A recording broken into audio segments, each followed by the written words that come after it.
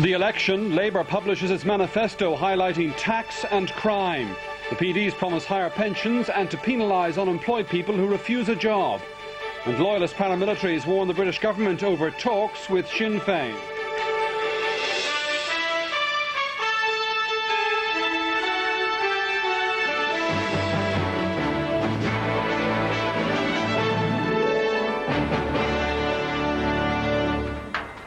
Welcome to Cork and to the second in our series of 6-1 election programmes. This evening we'll be reporting on the campaign here in the southern capital and further afield.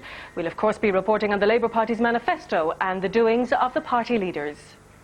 And also in 6-1, new figures released this evening show a substantial drop in reported crime over the past 4 months. And in sport, Connelly and Kennedy are past fit as Ireland prepare for tomorrow's test against Liechtenstein. The Taoiseach has said the election is rapidly developing into a straight fight between a government and its alternatives. Speaking at the launch of the Labour Party's manifesto, Mr Spring said the people will look long and hard at the track record of the two alternatives.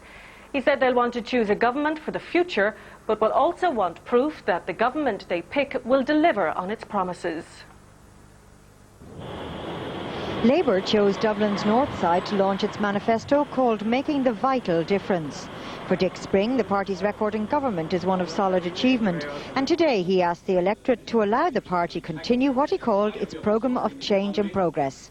Policies are for the future, the track record of the last 4 years, visions and challenges, combined with practical policies, a slate of candidates that's second to none, deep roots in our community, and a total commitment to its future. That is what we are offering today in our manifesto as Labour's promise. In the area of taxation, the party's promise is to cut the total tax take, including PRSI and levies, to 22% of income for single people and 14% of income for married people on the average industrial wage. The PRSI exemption level of £80 is to be raised. The age allowance for those over 65 will at least be doubled within the lifetime of the next government. The standard rate of company tax will be reduced and there will be no more tax amnesties. As part of their social guarantee, the party aims to ensure that 100% of young people complete second-level education. When they do, their options should include third-level, conventional paid employment, self-employment, doing combined training and work, or working for pay in the community. For the disabled, they guarantee a range of services including counselling, education and training, open or sheltered employment, residential care when needed, respite care and accessible public transport. A Minister for State for older people will be appointed.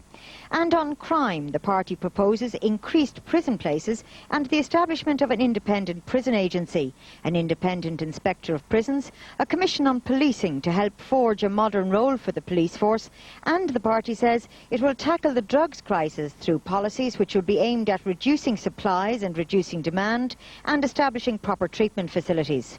I would be confident that that document, that manifesto, offers the basis for a better society, for an inclusive society, and a society that is conscious of addressing the problems of the less well-off in our society. And I think that's very important for us.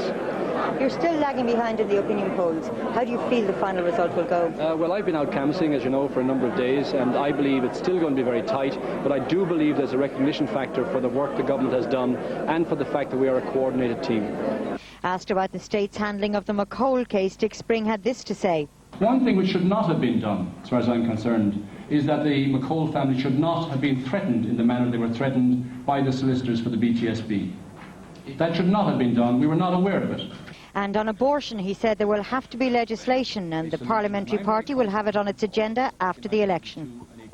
The Progressive Democrats have promised to increase contributory state pensions to £100 a week over 5 years if the party gets into power.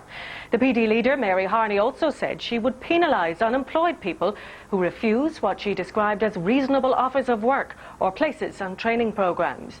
Ms Harney was speaking in Cork, from where Tony Connelly has filed this report. At an autism coffee morning just outside Cork City, Harney unveiled plans to shake up unemployment benefits as well as pensions. But before she released details, she repeated a theme we'll see more of in this campaign. The battle is between the potential coalition partners, and enemy number one is Labour. That party, she said, were high tax, high spend and had contributed to what she called a dependency culture. And she baited Dick Spring again about his refusal to meet her in a TV head-to-head. Don't be afraid. I'll only debate the issues, nothing else. And if it helps you, and you want a little bit of a hand, maybe Prunchies could come with you, and I'll take the two of you on together. Outlining 5 principles for the elderly, she said the PDs would introduce a 5-year plan to bring the old age pension up to £100 a week. She said there were over 400,000 people over 65 who were not being recognised by the political system. She said the economic boom meant there was money available to fund the increase. And she attacked those unemployed people who don't take up reasonable work offers or training places. We have to police our social welfare laws vigorously. We have to ensure that the welfare payments that are paid, which are substantial, go to those who need them. And if somebody is able-bodied and refuses to work simply because they don't want to, then the taxpayers shouldn't be asked to carry the can for that. That money can be better spent going to pensioners or going to others. Those that do that are cheating on their fellow citizens. They're particularly cheating on their fellow social welfare recipients. Mary Harney continued with her campaign in Fermoy this afternoon, where she encountered a local protest for Gaelscoil funding. It's unclear yet how that kind of demand would fit into PD doctrine, but she did receive some support for her policies. Mary Harney has so far been unafraid to take her message of low taxation and low public spending to the voters. But with the first crucial opinion poll of the campaign imminent, today perhaps with the launch of her new pensions plan, she has been careful to show a kinder, more social-minded face to the Progressive Democrats. The Taoiseach has said the outcome of the election will be decided on tax policy rather than on cosmetics or histrionics. Mr Bruton rejected suggestions that floating voters would be greatly influenced by the television debate between him and Fianna Fáil's Bertie AHERN. Joe O'Brien reports.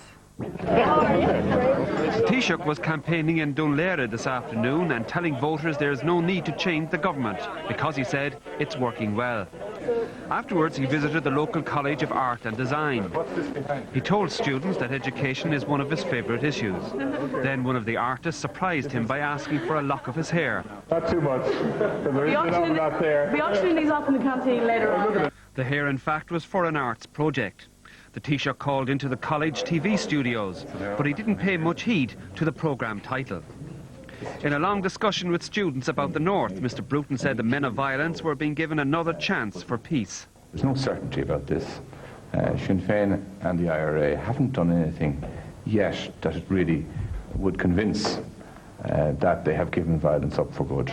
Asked about the pre-election TV debate between himself and Bertie AHERN, Mr Bruton said he didn't think the poll result would hinge on the debate. No, it won't. It would hinge on the policies that we are putting forward that are designed and will reduce the tax burden of those on middle and lower incomes more than will the policy being put forward by the opposition. Our tax policy is better for people on middle incomes.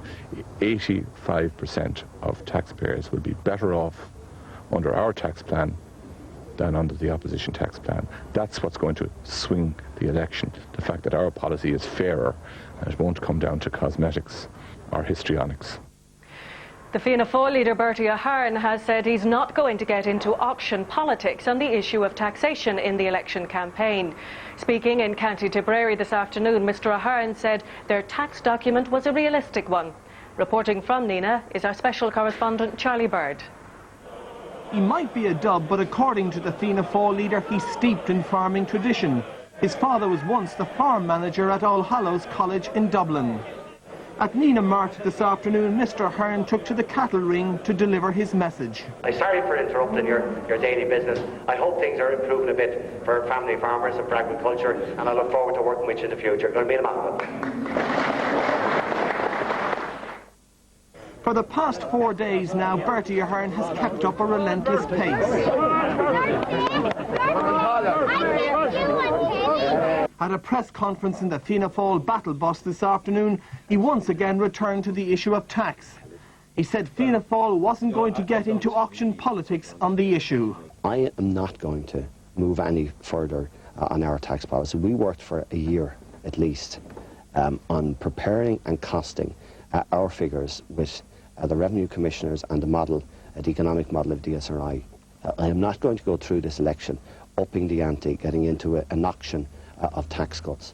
What we have done is payable, it's realistic, we can do it based on the assessments of economic growth remaining about 5% and revenue buoyancy increasing by 7%. You can do nothing else. Mr Ahern's first stop today was in Rossgrey, where he performed the opening ceremony on a refurbished water fountain. However, when he attempted to throw a lucky coin into it, he failed on the first occasion, but not the second time round. And he finished his day in Thurles by saying that Michael Larry was still basically a Fine Gael candidate. Labour's nationwide campaign gets underway in earnest this evening with a visit to the Taoiseach's constituency of Meath. Earlier, Dick Spring pledged his support to a campaign to ban the sale of footballing goods made by child workers in third world countries. Mr Spring joined representatives of the Football Association of Ireland, the Irish Congress of Trade Unions and Trócaire, who are supporting an international move away from goods produced by children in third world sweatshops. They want a ban on the sale of footballs and other promotional material produced by children as young as 7 who get paid the equivalent of 50 pence a week. The Taoiseach says he supports the ban. Mr Spring, who has spent the early days of his campaign in his home constituency of Kerry North, will head west this week. But should Labour not be concentrating on Dublin, where a number of its 13 seats are said to be vulnerable? We're actually putting a lot of time in Dublin. As you know, we've just done a function above in the airport, and we're now going to the Gresham to launch a manifesto here. And then we have 2 or 3 days in Dublin, in every Dublin constituency. What would you say about the safety of the Dublin seats? I think it's going to be a hell of a scrap, Carol, to be honest. I mean, but it's going to be a scrap for everybody, for all people, for all the others contesting.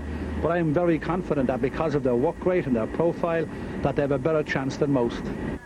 Tonight, the Taoiseach will campaign in John Bruton's constituency of Meath. And now, with a roundup of the rest of the election news, here's Cathy Herbert. Launching its agriculture policy today, Fianna Fáil said their first move in government would be to reopen the live cattle export trade. Party spokesman Joe Walsh accused the outgoing government of letting down farm families. He said 2 of the government parties were either hostile or indifferent to farmers, while Fine Gael had abandoned the sector as the price of being in office. But the Minister for Agriculture, Ivan Yates, accused Mr Walsh of misrepresenting the government's track record on agriculture. Meanwhile in Cork, the Democratic left leader, PROINSIAS Rossa, claimed Fianna Fáil had abandoned the poor. He said it was significant that the word poverty hadn't been mentioned in its manifesto. And the reason is quite simple. The PDs will not let them implement a national anti-poverty strategy because the PDs are the Tories. They're the Irish Tories. Back in Dublin, the Socialist Workers' Party launched its campaign. Among its policies, special legislation to jail politicians found guilty of corruption. The party will contest 4 seats, 1 in Waterford, the other 3 in Dublin. Finally, the Department of the Environment has reminded voters who are not already registered that tomorrow is the closing date for inclusion in the supplementary register. Application forms are available from post offices, Garda stations